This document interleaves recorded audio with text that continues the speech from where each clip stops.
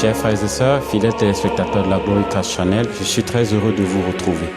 Nous allons nous entretenir aujourd'hui sur un thème que j'ai intitulé « Que faire face à la séduction ?» Êtes-vous un ou une séductrice? C'est drôle, mais nous sommes les derniers à nous voir tels que nous sommes. Oui, Dieu a voulu qu'on ait besoin d'un miroir. Dieu n'est pas pour la solitude éternelle, mais Dieu a créé l'homme pour vivre des relations fraternelles, relations entre époux et épouse. Dieu a voulu que l'homme ait un vis-à-vis afin que l'homme ne se croit pas autosuffisant. Je crois que cette situation est déjà arrivée à chaque personne. Quelqu'un vous fait remarquer un défaut que vous avez et que vous ne pensiez absolument pas avoir, mais vous réalisez au bout d'un moment qu'il s'avère être vrai. Le temps du générique et nous allons poursuivre.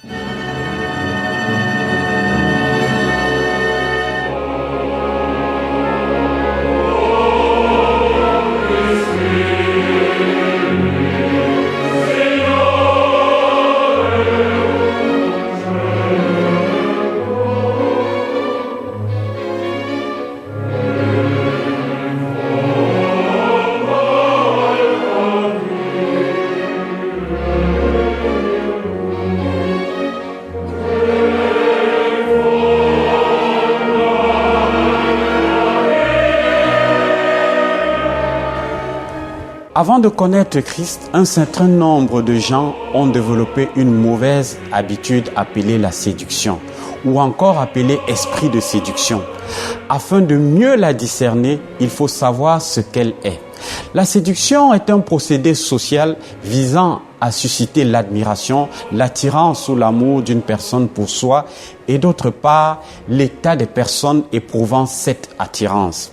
La séduction peut aussi s'appeler un flirt. Les personnes le pratiquent prenant cet acte comme un jeu. Parfois, la source de ce procédé peut être un besoin d'être reconnu, d'être apprécié, un manque d'estime de soi ou au contraire, un esprit narcissique. Quelle que soit sa nature, être une personne séductrice n'est pas une bonne chose. Beaucoup d'hommes, et il faut dire beaucoup de femmes, utilisent ce principe. Malheureusement, il est aussi vivant dans l'Église. Certaines personnes célibataires sont dans leur rapport avec le sexe opposé séductrices. Parfois, les personnes ne le réalisent pas. Tristement, cela ne touche pas que les célibataires, mais aussi les gens mariés. Ce monde gît tout entier dans le péché. Il vit dans le péché et pratique le péché. Tout dans ce monde est basé sur la séduction.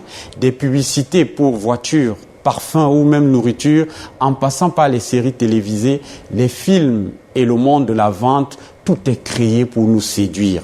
On veut séduire le public pour recevoir de lui de l'argent. On séduit les gens par ce qui frappe l'œil. Les croyants ne sont pas censés vivre comme les gens de ce monde pour être dominés par leurs passions et leurs sentiments.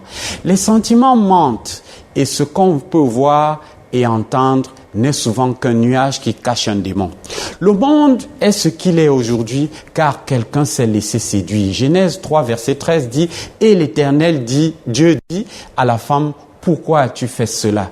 La femme répondit « Le serpent m'a séduite et j'en ai mangé. » Le procédé de la séduction n'est pas un procédé divin, mais diabolique. Dieu n'est pas quelqu'un qui veut séduire, car la séduction ne montre qu'un seul côté des choses. La séduction est développée de non-dits, qui ne sont ni plus ni moins que des mensonges. Dieu ne séduit pas les gens pour les amener à lui. Il leur présente toute la vérité sur les motivations et les convainc de péché. Tristement, la séduction est utilisée par certaines églises dans le monde pour attirer des incroyants et des chrétiens. Certains construisent leur tour d'ivoire avec des procédés mondains et des méthodes charnelles pour attirer les jeunes ou encore les gens riches. Tristement, encore beaucoup de groupes de musique chrétiens utilisent la séduction pour attirer les foules. Ils veulent séduire, ils veulent plaire, ils veulent être aimés et reconnus des autres. Et ils glissent petit à petit vers la destruction en empruntant un chemin qui n'est pas celui de Dieu. Il ne faut pas être surpris, chers frères et sœurs, qu'un groupe de musique ou qu'une église qui utiliserait la séduction connaissent un grand succès car la séduction attire. Ça marche. mais ce n'est pas l'onction du Saint-Esprit qui convainc le pécheur de se tourner vers Christ et de confesser ses péchés en prenant la décision ferme de s'en détourner à jamais. Pour en revenir à la séduction, en tant qu'individu, elle est à bannir de nos vies.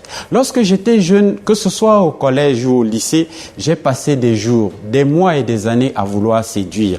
La séduction, lorsqu'on l'accepte, vient nous piquer comme un serpent et son poison s'installe en nous jusqu'à prendre toute la place. Certains sont possédés par la séduction, mais Christ m'a totalement délivré lorsque je suis revenu à lui. C'est lui qui l'a fait et je lui suis tellement reconnaissant pour cela. Vous ne pouvez pas vous permettre de marcher dans la séduction avec les gens. Ce n'est pas en séduisant les gens que vous trouverez le mari ou la femme que vous cherchez tant. Ce n'est pas en séduisant les gens que vous vous sentirez vraiment mieux, comme une personne d'honneur et aimable. Vous n'avez pas besoin de prouver aux autres et à vous-même que vous êtes une personne que l'on peut aimer et apprécier. Dieu vous aime et vous avez une grande valeur pour lui. Refusez de vous approcher de trop de gens. Refusez ce qui n'est pas sain, parfait et bon devant Dieu. Refusez les mauvaises blagues et les mauvaises compagnies. La séduction peut donner un sentiment excitant à la chair, mais là encore, c'est un fiel amer très dangereux. Ne jouez pas avec le feu. Vous n'avez pas besoin de séduire, mais vous avez besoin de la faveur de Dieu sur votre vie. Lorsque vous cesserez de séduire et que vous marcherez dans la crainte de Dieu, la faveur du Seigneur sera sur vous et vous verrez la vanité de la séduction. Si vous vous apercevez qu'un frère ou une sœur flirte avec vous d'une façon ou d'une autre, ne prenez pas cela à la légère en vous disant que vous contrôlez bien la situation car vous ne pouvez pas faire confiance à votre chair. Vous ne pouvez pas et ne le faites surtout pas. Proverbe 7 nous parle de la femme séductrice qui réussit à attirer un passant dans la rue. Proverbe 7, versets 21 à 22. Elle le séduisit à force de paroles. Elle l'entraîna dans ses lèvres doucereuses. Il se mit tout à coup à la suivre, comme le bœuf qui va à la boucherie, comme un fou qu'on lit pour le châtier. Proverbe 7 conclut par de versets 25 à 26, que ton cœur ne se détourne pas vers les voies d'une telle femme. Ne t'égare pas dans ses sentiers, car elle a fait tomber beaucoup de victimes et ils sont nombreux, tous ceux qu'elle a tués. Chers frères et sœurs, fidèles téléspectateurs, Dieu ne prend pas à la légère la séduction, mais il veut nous mettre en garde contre cela. Un ami qui est marié m'a raconté qu'il était au supermarché et une femme est venue le voir pour lui proposer de boire un verre. Et il comprit au bout de quelques minutes ses intentions. Cet ami est si radical et si dégoûté du péché qu'il traita cette femme de prostituée en utilisant le langage vulgaire et lui proposa d'aller même à la rue de la Joie ou dans une rue où il y a des prostituées, lui disant que lui, il était marié. Jésus lui-même a fait face à la séduction et il y a résisté. Lorsque le diable lui a montré tous les royaumes de la terre, d'ailleurs, la parole dit qu'il fut tenté en toutes choses comme nous. Luc 4, versets 5 à 8, la séduction n'est pas forcément sexuelle ou affective, mais elle peut aussi toucher l'aspect du désir de gloire, d'honneur, de richesse, de pouvoir. Les disciples vont trouver Jésus qui parle avec une femme samaritaine dans la rue. Ils vont être surpris de cela. Ils n'étaient pas surpris que Jésus parle avec cette femme du fait qu'elle était samaritaine. Car lorsqu'ils l'ont vue, ils ne savaient pas encore qu'elle était samaritaine. Mais ils étaient surpris, car ce n'était pas l'habitude de Jésus de parler avec une femme lorsqu'il était seul. Jésus avait déjà parlé à des femmes comme Marthe, Marie ou d'autres, mais cette fois-ci, il était seul. C'était un cas isolé, une exception. D'ailleurs, c'est en partie pour cela que Jésus s'est entouré de 12 hommes, car ces 12 hommes allaient vivre très proches les uns des autres pendant au moins 3 ans, dormir dans des maisons communes, faire face aux pressions du ministère et du service pour Dieu. Et il aurait été difficile pour une femme de se retrouver parmi ces 13 hommes, autant pour la femme que pour les hommes. Ma Bible dit dans Jean 4, verset 27, là-dessus arrivèrent ses disciples, qui furent étonnés de ce qu'il parlait avec une femme. Toutefois, aucun ne dit que demandes-tu? Ou de quoi parles-tu avec elle? Plusieurs pasteurs se sont donné comme règle de ne jamais visiter une femme seule et non accompagnée. Si vous êtes un homme marié et que vous devez aller visiter une femme, la meilleure chose à faire est toujours d'être accompagné par sa propre femme ou une amie si vous n'êtes pas encore marié, ou encore une femme bien plus âgée que vous, par exemple. C'est une bonne chose et une protection.